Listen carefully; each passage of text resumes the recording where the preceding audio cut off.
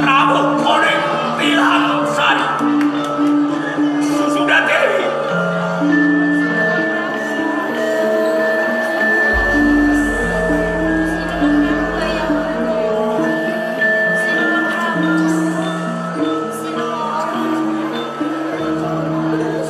Sudah Dewi.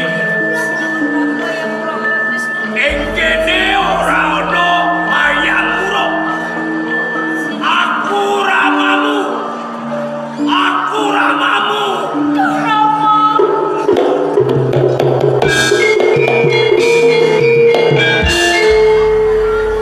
Sudah Dewi. Wayah, dudu wayah. Keng sira mapan ing tilam sari. Bareng romo cedhak ing tilam sarimu. Kowe nyebut-nyebut ayam muruk. Terus ayam muruk iki sapa? Lan ana sambung rapete karo sliramu apa? Sudah Dewi. Iya. Kula nyuwun pangapunten Jeromo. Pilih Sinuwun Prabu Hayam Wuruk menika ratu saking Majapahit. Ratu Majapahit. Kula tresna sanget kelawan Sinuwun Prabu Hayam Wuruk. Tresna lan ayam muruk.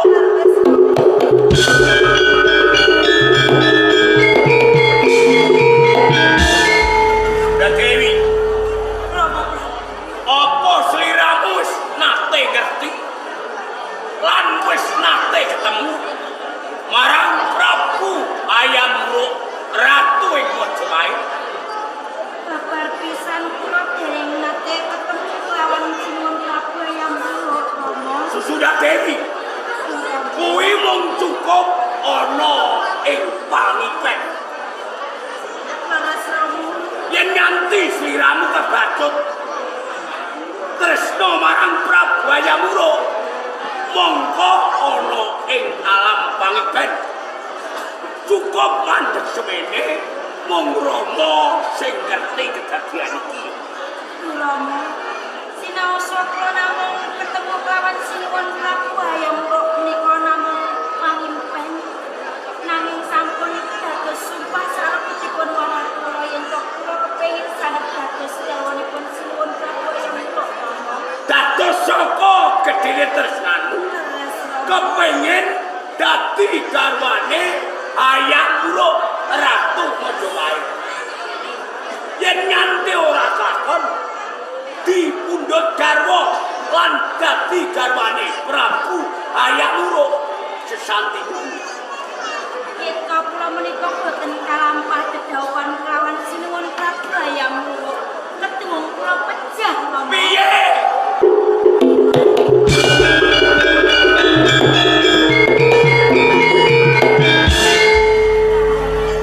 Kowe putraku kendhak tresnani.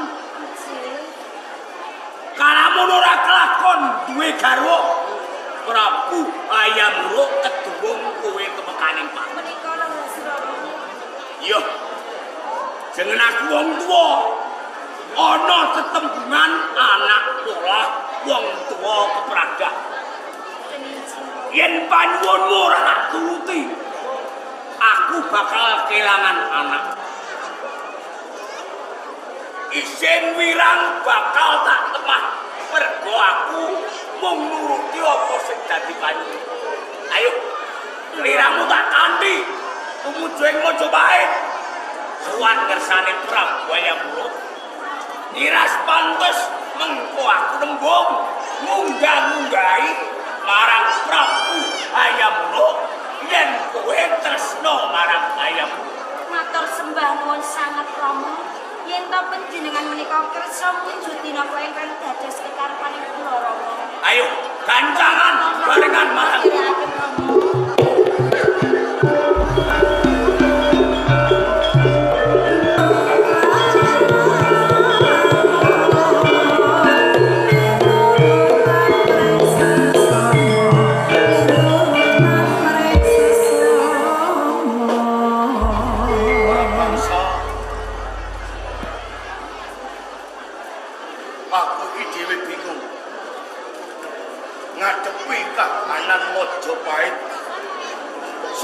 sakwise Kakang Rakuti Rasemi lan Kakang Ratanca wis tungkaning pati kaya-kaya prajurit Dharma Putra saiki wis kasisih mongko ora kurang-kurang pambudidaya anggonku kepengin cegak lawan Sang Prabu Hayam Wuruk nanging tetelo prajurit Bayangkara sing dipandhekani Bekel Mada makpara iki dina wis wirisuda minangka pepatih ana ing Majapahit gumanti kelawan Empu Tarewes yo pepatih Arya Tadah iki sing dadekake bingung atiku mula aku ki mau meneng-meneng lan meneng iki perkara mikir kowe-kowe kabeh Kakang ora banyak apa sampean ora krungu ungkapan meneh bakal digelar sarasiadaku sing isine bakal modopat iki dina arep nganakake sumpah aja nganti kedadian yen sumpah kuwi gelar banjur prajurit Dharma Putra Kakang ora banyak aku lan adina bangsa bakal kesisih ana ngersane Sinuwun Prabu Hayam Wuruk tur malih Kakang ora banyak Kakang Rayu lho menawi panjenengan mung mendel lan mendel kamangka kula boten cocok nek kula boten ndadahi daya kegiatan jalaran napa lho panjenengan kadang sepuh mawon kok mendel lan mendel napa selawinipun cekap mendel kamangka sepinten to prajurit Dharma Putra sak menika mung sak pinten kegiatan prajurit Bayangkara niku mboten ketok irunge yen pinuju ana gawe pemerintahan Majapahit awake dhewe sing rekoso sing candang gawe lho enak-enak jenenge tengok-tengok nemu getuk aja kok anggap aku meneng tur ngwalake tanggung jawab sakwise Kakang Rakuti Kakang Rasmi lan Kakang Ratanca tumekaning pati kowe kudu eling pripun ora ketang sak siliring bawang biyen Kakang Rakuti uga wis tau dadi ratu ana ing Majapahit lungguh Dampar Maesondanu kinarya Ratu Majapahit yo merga saka Bekel Mada pemberontakan Rakuti bisa kasirep Ratanca mati Kakang Rasmi uga mati iki yen tatuning raga gampang digoleke tombone yen tatuning ati bakal ginawa mati mula pancen bener kowe-kowe kabeh Kakang ora banyak ora narimakake perkara Bekel Mada kang saiki wis kawin suda minangka pepatih ana ing Majapahit bakal nganake sumpah ana sak ngisore Gapura Wilwatikta uga kinepung dening para prajurit uga ing kono ana Sang Saka Dwiwarna yaiku Hendera kula apa mula kuwi Kakang ora banyak kepiye aja nganti ing mengkone Bekel Mada yo patih Gajah Mada kelakon sumpah kowe lan aku etok-etok ngestreni sumpahe Gajah Mada nanging uga tata-tata para prajurit sisa-sisaning Dharma Putra kudu kok gendel kok impun supaya tambah kekuatan dan aja kuwatir Kakang siji pancen aku lan nrimakake sedulur-sedulurku mati saka tangane Bekel kaya ngono aja nganti suwen ayo tumabak ana ing Gapura Wilwatikta nyedaki anggone Gajah Mada ayo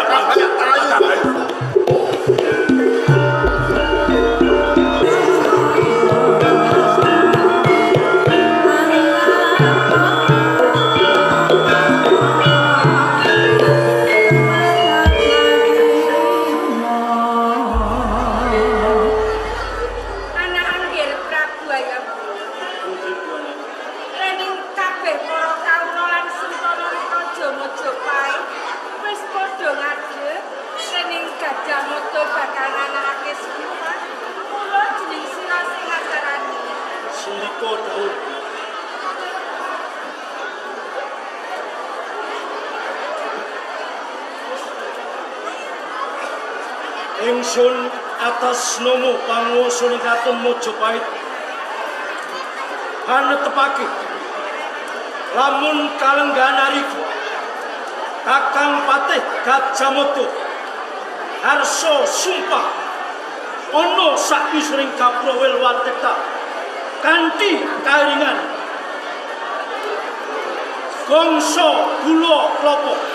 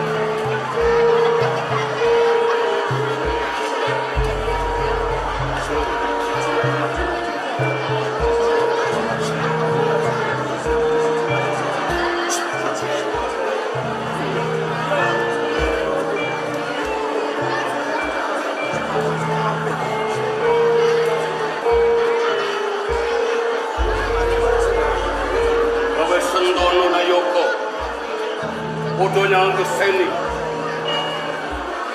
Aku balas sumpah ono sak ngisore gapura Wilateka. Catur Prasetya Bayangkara Haniku Tresna Prabu Bayangkara Haniku tansah tresna Bayangkara Haniku penyangki musuh Bayangkara Ginung Prajurit lamun wus kalah mring Nusantara ingsun hamukti palapa lamun kalah ing gurun Seran Tanjung Pura ring Bali Sunda Pamalai Samana ingsun hamukti palapa wiwit Sabang nganti temeka Merauke nyawiji ana ing panggonane Ibu Pertiwi kanthi sesebutan Nusantara. Nusantara.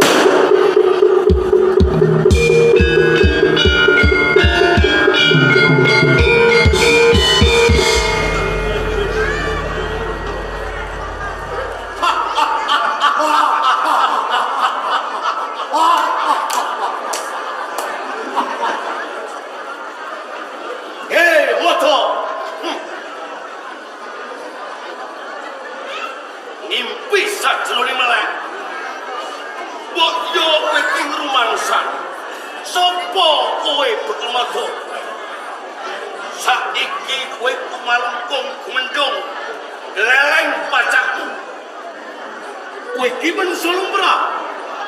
Kowe iki dudu dewa. Manganmu isih sego.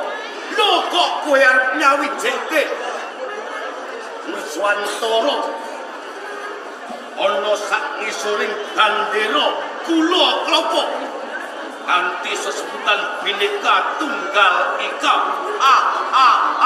Ngimpi kowe Ora banyak dikemono, Bim. Pendirangan pripatmu muncrat-muncrat itu musrawean tangan semune ra ngaosi Sinuwun Prabu hayam urut pinangka ratu ing Mojopahit saya-saya pengen cengke Semarang Kakang Gajah Mada anggone sumpah pengen manunggalake Nuswantara Jawa wit Sabang nganti Merauke.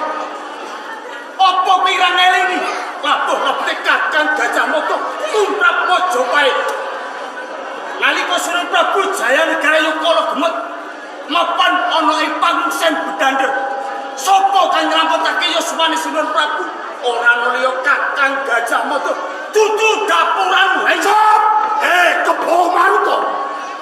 Kowe tanra bedane bakal bodo. Kodhok kungkang mangkung sajroning rek. Sengara lan vokal bakal bisa kelakon. Wiwit Sabang sok nganti teko Merauke. Kuwi papan gunedo nanging tembungmu waya-wara saya muncrat idumu serawean tangan kaya bisa gegem jagat Nusantara. Rayu lanyo-lanyo tembungmu lah ngapan pangucapmu sing kudune kowe iki kiyeng kuyo Patih Gajah Mada gure mungkulake Nuswantara. Kaya kowe iki mawas. Sapa kowe? Prajurit Darmaputra kang mau teges Dharma kuwi labuhan putra anak sing labuh labet marang wong tuwa ora beda dene kawula labuh marang negara. Kurang ajar. Tembungmu ngarani lanyo-lanyo prajurit Darmaputra. Wiwit nganti kok saben tempo perang dudu prajurit Bayangkara kang maju pinangka Senopati. Nanging iki prajurit Darmaputra. Mula Jawa Maruta lan kowe wis lawo. Semune kowe ra nrimake kawamuntuk Darmaputra prajurit kang nalika semula dadi pemimpin negara. Saiki kowe kabeh iki mung dadi ketibal moto. Ayo saiki antara Darmaputra Bayangkara itu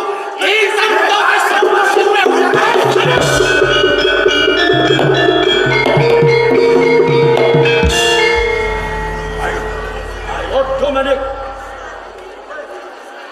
anjir sira kabeh iki minangka bebeteng negara ora pantes lamun to sira padha cengkah kaboro ana pangarepaning kawula ing Kraton Mojopahit isi-isi ingsun dawuh padha dileremke atine Mojo yen kowe lara atimu perkara tak unek-unek yen wani nglawan banyak monggo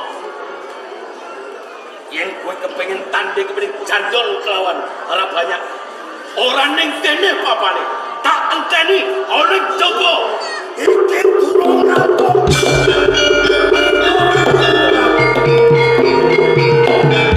kowe watak ing prajurit Bayangkara iki adepono Darmaputra tak ndani saja bali saiki mari pesta diumani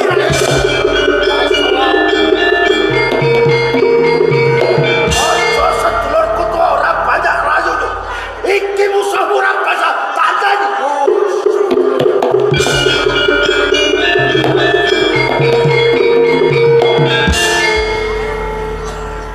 Kakang Patih Gajah Mada iki kula seneng Prabu prajurit Bayangkara Izin dawuh. minangka andhare Kakang Gajah Mada mula saputuhe ndak pasrahke kelawan Kakang Gajah Mada wis to akan dawuh prajurit Bayangkara Izin dawuh. melaku ngendake prajurit Darmaputra Monggo kula derek.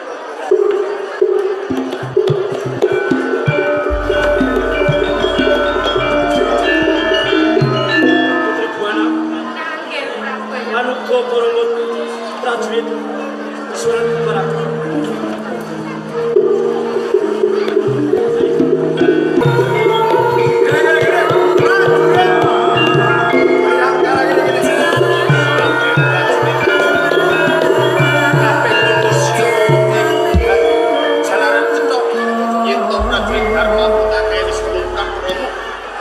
Wani lesem kanune praja Majapahit kula tak jaluk siapke gadane prajurit mapaki karo prajurit Dharma. Sedaya prajurit sampun siap ing gati. Namung nunggu dawuh dumateng jenengan. Cepake kepian gajah. Wis kanggo dawuh kanggo nungko. Abang Sarayuyu